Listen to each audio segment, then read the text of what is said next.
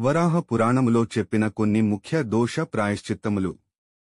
రాజాన్న దోషం ప్రాయశ్చిత్తం. భాగవతులైన వారు ఎవ్వరూ రాజుల్ని యాచించి వారు పెట్టిన అన్నం తినకూడదు.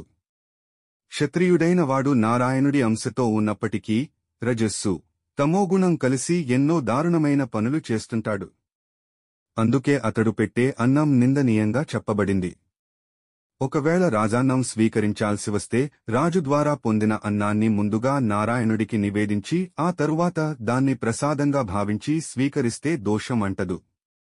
ఇలా చేయక రాజాన్నం తిన్నవారు ప్రాయశ్చిత్తం ఆచరించాలి. ఒక చాంద్రాయణ వ్రతం లేదా ఒక తప్తకృచ్ఛ వ్రతం లేక శాంతపన వ్రతం ఆచరిస్తే ఆ దోషం పోతుంది. చాంద్రాయణ వ్రతం అనగా చంద్రుడి క్షీణత్వాన్ని బట్టి కృష్ణపక్షంలో ఒక్కో ముద్ద ఆహారాన్ని తగ్గిస్తూ శుక్లపక్షంలో ఒక్కో ముద్దని పెంచుతూ ఆహారాన్ని స్వీకరించి చేసే వ్రతం. తప్తకృచ్ఛర వ్రతం అంటే వేడి నీళ్లు, పాలు, నెయ్యి వరుసగా 3 రోజులు ఆహారంగా తీసుకుంటూ ఉండటం. వేడి గాలిని పీల్చటం అనేవి ఈ వ్రత నియమాలు. ఇక శాంతపన వ్రతం అంటే 3 రోజులు పళ్లని మాత్రమే తినటం. 3 రోజులు రాత్రిపూటే భుజించటం, తరువాత 3 రోజులు ఎవర్నీ ఏమీ యాచించకుండా ఏది లభిస్తే దాన్ని తినటం. ఆ తరువాత 3 రోజులు కూడా ఉపవాసం ఉంటూ చేసే వ్రతం. ఈ విధంగా రాజాన్నం తిన్నవాడు ప్రాయశ్చిత్తం చేసుకుంటే వాడికి ఎలాంటి దోషం అంటదు. పళ్ళు తోమకుండా చేసే విష్ణు పూజ ప్రాయశ్చిత్తం. ఉదయాన్నే పళ్ళు తోముకోకుండా విష్ణు ఆలయానికి వెళ్లేవాడికి, విష్ణువుని పూజించేవాడికి వాడు పూర్వజన్మలో చేసిన పుణ్యమంతా ఒక్కసారిగా నశిస్తుంది. మనిషి సహజంగా సకల దోషాలతో ఉంటాడు. శరీరంలో వాత, పిత్త, కఫాలు ఉంటాయి. ఉదయాన్నే అతడి ముఖం చెడ్డ వాసనతో ఉంటుంది. అందుకనే పళ్ళు తోముకుని స్నానం చేసిన తరువాత మాత్రమే దేవతా కార్యములు చేయాలి. ఒకవేళ ఎవరైనా పళ్ళు తోమకుండా విష్ణుపూజ, ఏ దైవ పూజ అయినా చేసినట్లయితే వారు 7 రోజుల పాటు ఆకాశసేనం అంటే ఆరుబయట పడుకోవటం చేస్తే పాపాల నుంచి విముక్తుడవుతాడు. రజస్వల అయిన స్త్రీని తాకితే ప్రాయశ్చిత్తం.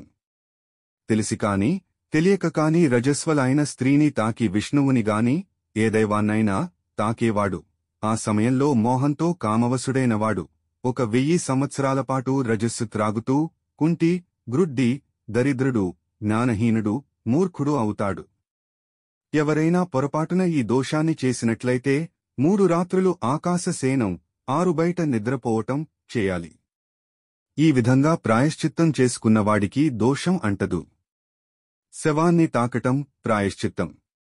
మరణించిన వ్యక్తిని తాకి ఆలయ ప్రాంగణంలోకి వచ్చి నిల్చుండేవాడు 100,000 సంవత్సరాలు గర్భంలో పడి దొర్లుతుంటాడు. 10,000 సంవత్సరాలు చండాలుడుగా పుడతాడు. 7,000 సంవత్సరాలు గ్రుడ్డివాడిగా జన్మిస్తాడు. 100 సంవత్సరాలు కప్పగా, 3 సంవత్సరాలు ఈగగా, 11 సంవత్సరాలు లకుముకి పిట్టగా జన్మిస్తాడు. ఇలా ఎన్నో నీచమైన జన్మలు పొందుతాడు. ఒకవేళ ఎవరైనా తెలియక ఈ దోషాన్ని కలిగి ఉంటే 15 రోజుల పాటు ఒంటిపూట భోజనం చేయాలి. ఇలా ఉన్న తరువాత పంచగవ్య ప్రాసన చేయాలి. ఆ విధంగా ప్రాయశ్చిత్తం ఆచరించిన వాడికి ఎలాంటి దోషం అంటదు. అపానవాయు దోషం ప్రాయశ్చిత్తం. నారాయణుణ్ణి, ఏ దేవుడనైనా పూజించేటప్పుడు అపానవాయువు వదిలేవాడు వాయువు ద్వారా పీడించబడతాడు. 5 ఏళ్లు ఈగగా, 3 ఏళ్లు ఎలుకగా, తిరిగి 3 సంవత్సరాలు కుక్కగా పుడతాడు.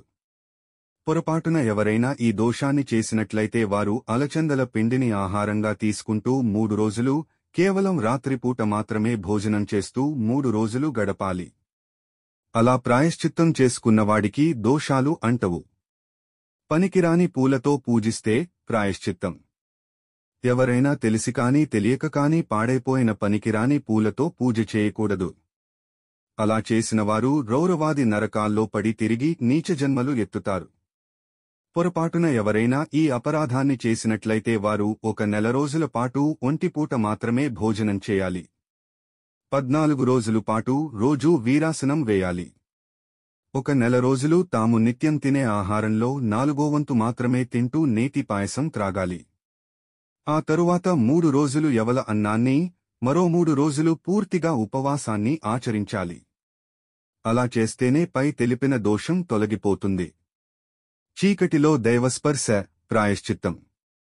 కనీసం దీపం వెలుగు లేకుండా దేవతామూర్తిని ఎవ్వరూ తాకకూడదు.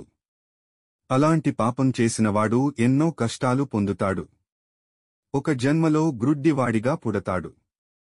ఎవరైనా తెలియక ఈ దోషాన్ని చేస్తే 20 రోజులు శ్రద్ధగా ఒంటిపూట భోజనం చేయాలి. ఏదో ఒక నెలలో ద్వాదశి నాడు కేవలం నీళ్లు త్రాగుతూ ఉపవాసం చేయాలి. తరువాత ఒకరోజు గోమూత్రంతో వండిన యవల్ని భుజించాలి. ఇదే ఈ దోషానికి ప్రాయశ్చిత్తం. నల్లని వస్త్రాలు ధరించినందుకు ప్రాయశ్చిత్తం. నల్లటి వస్త్రాలు ధరించి విష్ణు పూజ ఎప్పుడూ చేయకూడదు. ఒకవేళ ఎవడైనా అలా చేస్తే చెట్లమీద పురుగుగా 5 ఏళ్లు, దోమగా 3 ఏళ్లు, ఈగగా 3 ఏళ్లు, చేపగా 10 ఏళ్లు, పిట్టగా 15 ఏళ్లు, ఇలా ఎన్నో నీచ జన్మల్ని ఎత్తుతాడు. ఎవరైనా పొరపాటున ఈ పని చేస్తే వారు 7 రోజులు యవలపిండిని, 3 రాత్రులు పేలాల పిండిని తింటూ ఉపవాస దీక్ష చేస్తే ఆ దోషం నుంచి విముక్తి లభిస్తుంది. కుక్క ఎంగిలి దోషం ప్రాయశ్చిత్తం. ఎవరైనా తెలిసి తెలియక కుక్క ఎంగిలి చేసిన పదార్థాన్ని దేవుడికి నివేదన చేస్తే వాడు 7 జన్మలు కుక్కగా, మరో 7 జన్మలు నక్కగా, మరో 7 సంవత్సరాలు గుడ్లగూబగా పుడతాడు. ఈ దోషానికి ప్రాయశ్చిత్తంగా దుంపలు, పళ్ళు, కూరలు, పాలు, పెరుగు, పాయసం, గాలి వీటిని మాత్రమే 3 రోజులపాటు ఆహారంగా తింటూ ఆ తరువాత 21 రోజులు ఒంటిపూట ఉపవాసము ఉండాలి. అలా చేస్తే ఈ దోషం నివారించబడుతుంది. మద్యపాన దోషం ప్రాయశ్చిత్తం. ఎవడైనా మద్యాన్ని సేవించి దైవ దర్శనానికి గాని, దైవాన్ని అర్చించటానికి గాని వస్తే అది మహాదోషం. అలా చేసినవాడు 10,000 సంవత్సరాలు దరిద్రుడిగా జన్మిస్తాడు. ఈ పని చేసిన వానికి ప్రాయశ్చిత్తం ఏమిటంటే పవిత్రమైన వస్తువులో నిప్పు రంగులో ఉండేలా ద్రవాన్ని తయారుచేసి దాన్ని పుచ్చుకోవాలి. అలా చేస్తే మద్యపాన దోషం నుంచి విముక్తి లభిస్తుంది. శుభమస్తు.